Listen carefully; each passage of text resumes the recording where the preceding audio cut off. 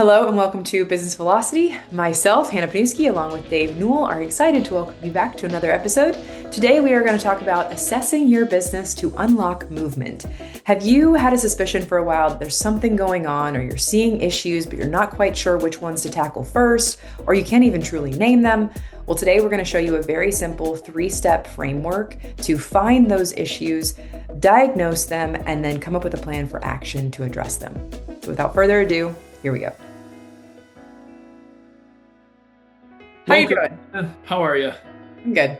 I'm good. It's a Thursday today when we're recording this, and it's Yeah. definitely the beginning of fall. Oh, yeah, yeah. The crispness in the air, and like I'm gonna put on a nice sweater. I bought like a really fancy, like velvety kind of sweater. Very excited to wear it. Nice.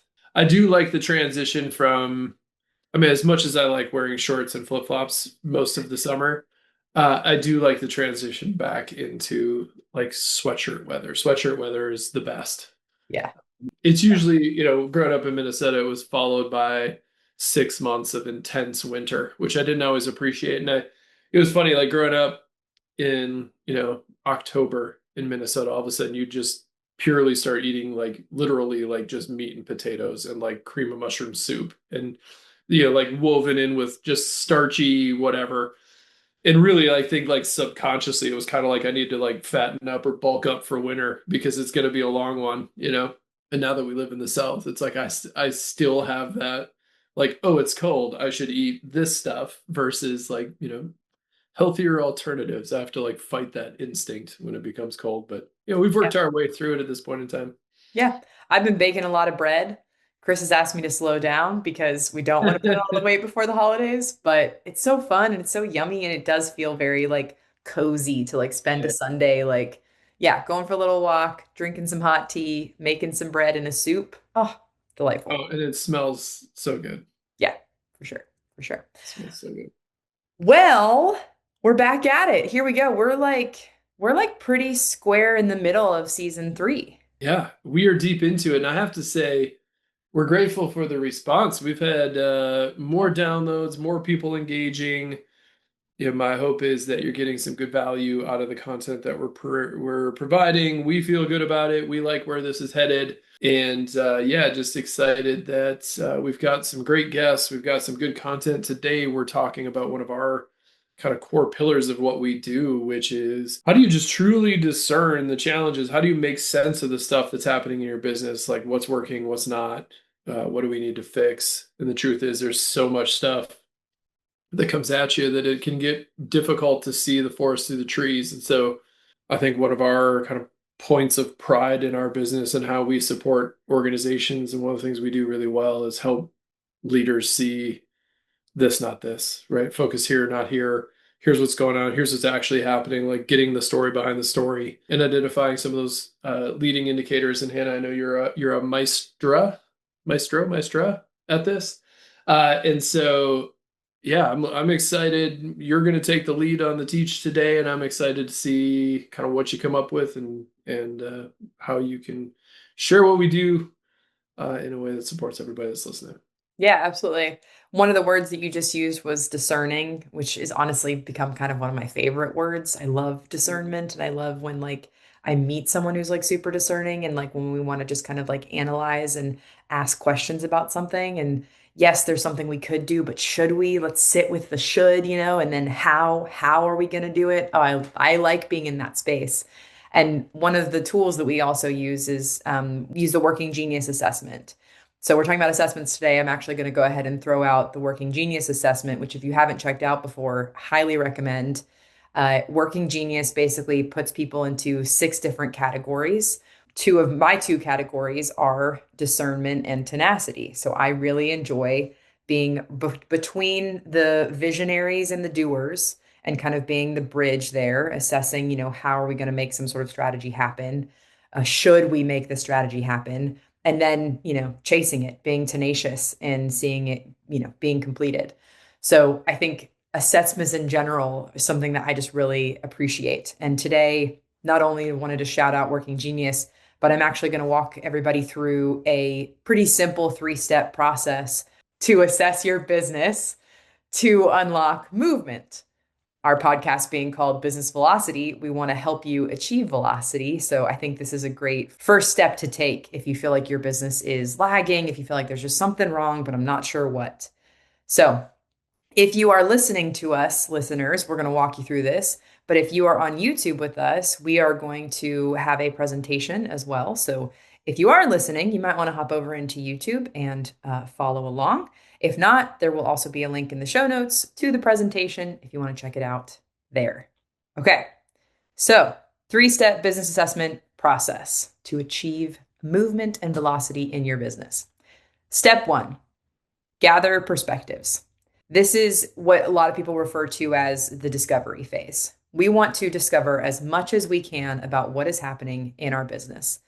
This can look like a couple different things, but the way we like to approach it is we like to gather a cross section of stakeholders, a group of people working at the business, and meet with each of them and ask them some pretty important strategic questions, chiefly being what's in the way for this person that I am talking to at the business, the accountant, the controller, the project manager, the virtual assistant, what is in the way of you doing your job well or of the business succeeding? And as they respond and they give us back information, we're just gathering data points. So I'm listening for all these various data points that they're giving me about, things that might be going quote unquote wrong in the business or things that might be constantly sort of tripping them up or making things hard, or even when they ask questions like, well, this thing has been happening, should it be that hard? A lot of the people on these teams, they will already be sniffing out what those issues are. So we're gathering our data points as we gather those perspectives and take copious amounts of notes in order to then be able to do step two. Anything you want to add or observations you want to offer as far as step one and gathering perspectives? Yeah, absolutely. And I want to just highlight why we ask the question, what's in the way, and why that question is so powerful. Often when you get a business assessment or somebody wants to look at your business or look at your business, they come in with a predetermined set of questions. So the truth is that doesn't actually allow you to uncover the nuance or the things that are in there because it's stewarded questions. You're answering prescribed pain points, not pain points that are actually happening in your business. So you're answering in somebody else's form, in somebody else's context, in somebody else's perception. The power of asking what's in the way is we don't know the answer to that question. It could be 100 things. Sure, we have some lenses that we're going to be filtering your answers through, but you can take us wherever you want to take us. And our job is just to ask the next question. Oh, tell me more about that. Help me see this. Help me see that. It's not about finding the answers at that point. It's about data discovery. It's how much information can we gather so we can see it more clearly than we could before. So the question, what's in the way, is a very powerful way to start to discern the issues. And once you have those issues, once you, as you mentioned, take copious notes. We've had hundreds of pages of notes when we've done some deep dives in some large companies. But themes always emerge, right? Things always pop out, which is, I know, kind of where you're headed, but I just want to highlight the importance of asking the open-ended question to allow yourself to process a little bit more fully, not, well, what's just wrong with this one thing in our business, but what's in the way broadly. Let's gather as much data, as much information. The data is free. Gather as much as you can. And from there, take the next step, which Yeah. is step two, Hannah. Which is step two. Yeah, absolutely. I will offer before we get to step two, keep in mind that you don't, if you have 100-person team, you don't have to talk to 100 people, but you should pick a very strategic cross section of those people. If it's 25 names, then it's 5 names from this department, it's 5 names from that department, it's 5 leadership names, and then 5 like I like to refer like the doer names, the people who are actually like on the floor getting the job done. Make sure that you are gathering various different perspectives when you ask that question of what's in the way. And one example of some of our client work, recently we were doing a discovery and I talked to several team members, and 3 of those team members mentioned that like we do too much free work for clients. So that being repeated basically told me like this is an issue. Like we might have kind of an over service culture, and how can we kind of put some boundaries around that so that We're protecting profit and we're protecting the team from saying yes too often. Okay. Step two. Here we go. We're going to look for patterns. Step two, look for patterns. And basically, you could refer to this as like a diagnosis. As you're reviewing your notes, there's a couple different ways to do that. What we like to do is we like to basically create sticky notes on like a virtual whiteboard and kind of lay out, okay, here are all of the things that I heard. And then we kind of gather those things together into buckets or themes. Like Dave mentioned the word themes. What themes are emerging? What are we seeing time and time again? And you can kind of create these different like categories. For example, a couple that I have listed on the screen, pricing and profitability. Are we charging enough for the time we spend? There might be several data points around, what is our pricing? What kind of standardization do we have around tiers, things like that? Some of those questions might have emerged, and you can sort of group those together. Processes and systems. This is a big one. And as you can imagine, this is usually one of the issues or pain points that we see with our clients is, are there inefficiencies or is there a lack of clarity in our process and systems that is slowing the team down? And if we have data points kind of revolving around those, we kind of group those together. Capacity and team, also very common to have issues in. Are we having the right people in the right seats with the right skills?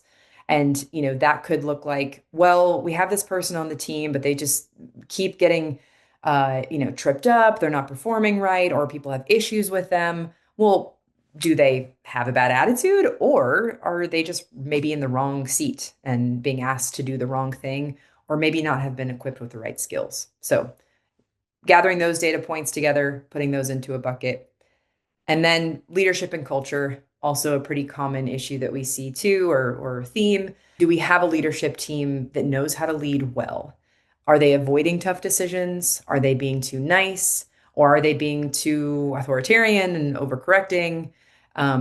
Those kind of things can often emerge. And so we group all of those data points together and we see that we have maybe a leadership or culture issue bucket that we can address. So lay out all of what you've gathered during your step one of gathering perspectives and look for those patterns. These are just examples. They may look totally different for your company, but you want to try and draw together some major themes so that it doesn't feel like you have to tackle every little thing one by one. In fact, you definitely shouldn't do that. Something that we talk about a lot is like if you can find three big levers to turn that relate to a bunch of little things, then you'll see that like, well, it was about three impactful changes that then kind of, dispersed and affected so many things related to that. And that's what we're chasing is attacking those major themes so that many things are solved, working top down instead of, kind of bottom up. And one example that we found was like we had an account manager that said, we only really know as much as like the CEO knows. So what I hear in that is there's a leadership bottleneck. There's some kind of knowledge that needs to be transitioned to the team or a skill or a responsibility that needs to be delegated. So let's do something about that. And that'll be one of the actions that we take in step three. But before we move on to step three, Dave, I'll throw it over to you to talk about patterns, which I love talking about patterns. Absolutely.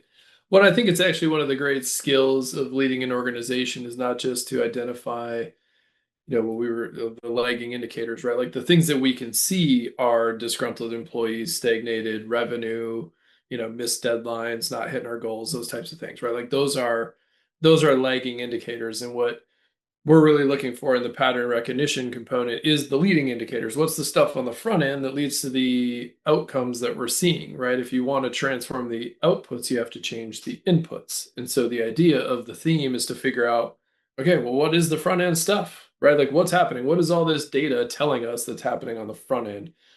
So the analogy we like to use with the theming component is if you've ever done a connect the dots exercise, whether you were a kid and did it or an adult and did it because you needed some stress-free time, connecting the dots one to two, two to three, three to four, and an image emerges.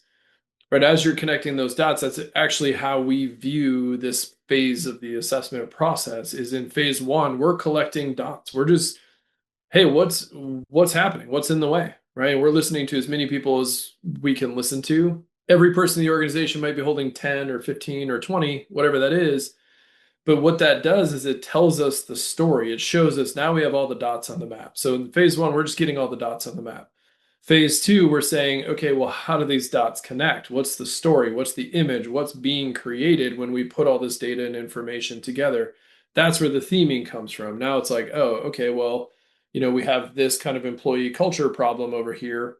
We have, this, our offer on the front end isn't clear, and that's actually what's causing our inability to close the deal, or our close rate is down. It's not that we aren't getting the leads, it's that this part right here is breaking. Okay, got it. Now that we know those things, we have an image, we have this vision, we have this thing that we can see, so we can then do kind of what you were just talking about earlier about your tenacity component, right? Like being able to create a plan and move into, well, what's next? But if we don't have that image, if we don't have that picture as a collective, all we're doing is punching in the dark, hoping we hit something. And all that does is create an exercise of futility. We're solving lagging indicators when truly what we need to be doing is seeing what's on the front end. So taking those dots, figuring out what's the image that we're creating, what's the thing that we're seeing, is such an important step in this process in order to plan well. Absolutely. And the plan comes next. Create the plan, work the plan, like we talked about in the previous episodes. See, it all ties together. Yes, no. So, step one, we are gathering perspectives. Step two, we are looking for patterns so that in step three, we can prioritize the things that we found and plan our action. So, not every problem deserves attention right now. We don't have to address every single theme that we see on the board. And for certain, we definitely don't have to address, like we said, kind of all the various data points. You don't just want to go hand to hand combat and try and fix or whack a mole every single issue that people brought up. You want to gather them together into the major themes, and then you want to prioritize what those themes are. We want to choose what we would recommend, choose like 1 to 2 areas that unlock the most margin or reduce the most pain. So, some questions you can ask yourself as you look at these themes are about impact and then ease or difficulty. So, if you look at the themes that you have in front of you and ask, if I fix this, how much would it change my business? That's a really good question to kind of weigh. Well, is this something that I need to work on now, or is this one of the things I work on later? And then the other question being, well, how hard is it to fix? If I address this theme, how difficult would that be? How many people do I need? What kind of resources? Do I need to learn a new skill? Does my team need to learn a new skill? Are we talking about like something, a theme that is company wide, or is it one group, one department that has this issue? So, asking those two questions are going to offer you some filters to be able to prioritize your various themes that you find. And for example, one of our clients, fixing pricing and building a clean onboarding process became the top priorities because those were the things that we could really get our arms around. And we could see the effect, the huge impact that those two things would have. And so, okay, great. Out of maybe 8 or 9 total themes that we found, we decided let's address these two first. And I think especially someone like me who's I'm just like, I just want to fix all of it. It's so important to like sit with these two questions, prioritize 1 or 2, maybe 3 big things you can do at the beginning, and then build out your fixes, see how it plays out. When you plan out that action and you discuss and you decide, well, if this is what I'm going to fix and this is how I'm going to fix it, and here are my steps to fix it, hold true to that plan. Hold yourself accountable to that plan, hold your team accountable to that plan.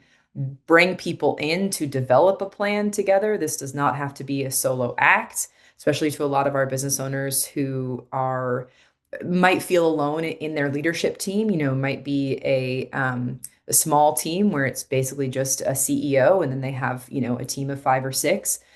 Don't do this alone. Either bring in part-time team members like us as consultants or fractional leadership, or bring in your team to help you address the issue and hold people accountable to the plan of action that you guys find together. And then once you address those themes, okay, great. Let me go back to all of my notes. Let me go back to the patterns I found. Which ones am I going to tackle next? Because the more important thing is that you actually develop a process at your company for addressing these issues. It's going to be the most long-standing thing you do as you take on this process, if you choose to take on this process at your company, to develop a system for addressing things. So do that well. Take your time with it, address those first 2 priorities, and then address the next 2, that kind of thing. Don't try and do everything at once. Absolutely. Yeah. Uh, just to echo that a little bit. I mean, I really do think, trying to solve all the problems all at once doesn't make any sense. The truth is, this is where you start to look at, well, what has the greatest influence? What's the thing that we can do that's going to create outweighed impact on everything else? Which brings us back to the leading versus lagging component, right? If it's later in the process, if it's farther down the line, I wouldn't fix that first. I'd look nearer to the beginning. And I would also think about, well, do we need to add something here? Do we need to eliminate something here? What's the decision that we need to make? Right? So part of the strategic component of this and the planning for it is to get really clear about, okay, what's the best decision we have here? How do we want to address this issue? Getting clear on that as a team and then documenting it and operationalizing it. There's nothing worse in an organization than a pain point, than a challenge, than an obstacle that you face over and over and over again, and it never goes away. And you talk about it for 3 months, 6 months, 9 months, like this is just the thing we talk about. We've tolerated it forever. What Hannah's outlined here is just a clear plan, path, easy way to address, hey, these are the issues that we have in the organization. This is what we're seeing. Here's how we're going to go about it, and let's crush those things. Issues that last, downward spiral conversations where we bring up one issue, then we bring up another issue, and we bring up another issue, and we just spin and spin and spin, but we never actually address anything. Nothing more exhausting in an organization than letting issues control you.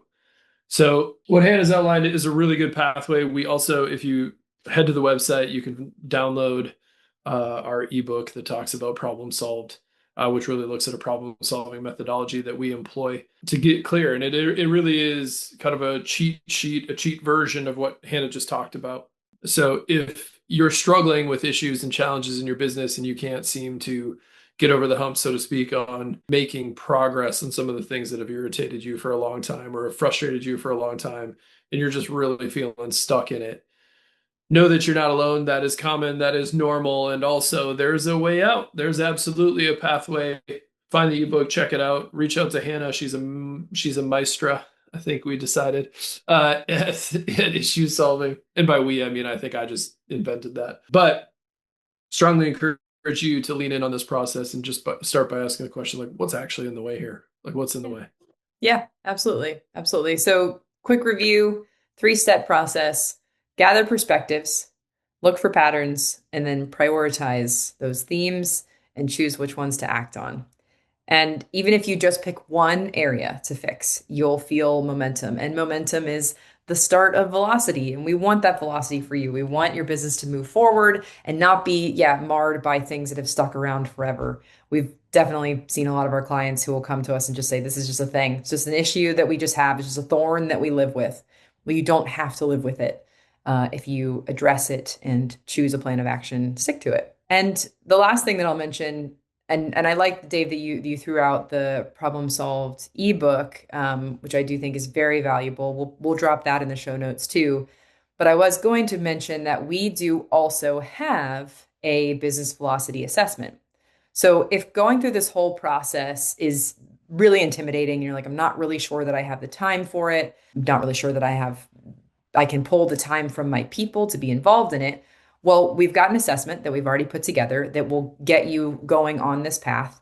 So I've included that for our viewers on YouTube on the screen here. It's called the Business Velocity Assessment. And then we'll also put that link in our show notes as well. It should take you about 30 minutes to take that assessment and to answer a bunch of questions about what's going on at your business. And the assessment will actually help to identify these are the areas that you need to address. So check that out. That'll get you going on the path toward business velocity, and check out the problem solved ebook, both of which we will include in the show notes.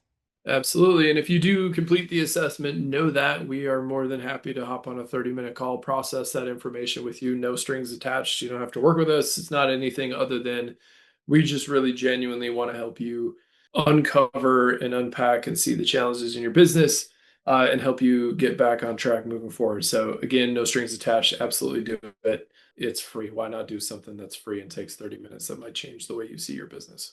Yeah.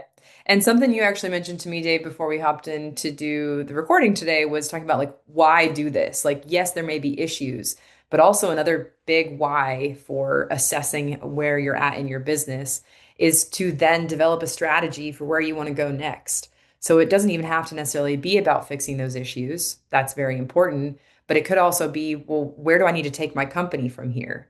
And how does this connect, all of this assessment connect to the strategy that we develop for the business? So know that this is not only a operational kind of fix it move, but it is also very strategic for your long-term success to do a practice like this. And then, to develop what is that company strategy? Where are we going in the next 3, 6, 9 months to 1 year, 5 years, 10? This can get you walking down that path. Good Cool. job.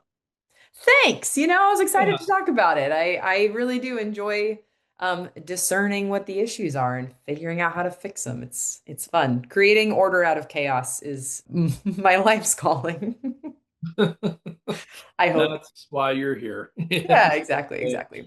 Well, thank you everyone for tuning in to another episode of Business Velocity. We sure do appreciate you. And if you found this beneficial, share it with a friend. Post it on LinkedIn, send it in an email, say, hey, not saying anything's wrong, but you vented to me a lot about your business. Maybe you should do an assessment. And use the tools. They are absolutely free. We're not asking for anything in return. Please use the tools. It's our gift back to the world. Strongly recommend it. Why not? Get clear about where you're going. Awesome. Thanks, everybody. Thank you. Thank you for joining us on Business Velocity. Today's insights are just the beginning of enhancing your business's momentum. Don't forget to subscribe on Spotify, Apple Podcasts, or wherever you listen to podcasts. You can also explore our framework at theevolveddifference.com. And remember, the time is now to take these strategies and apply your learning and achieve velocity. See you next time.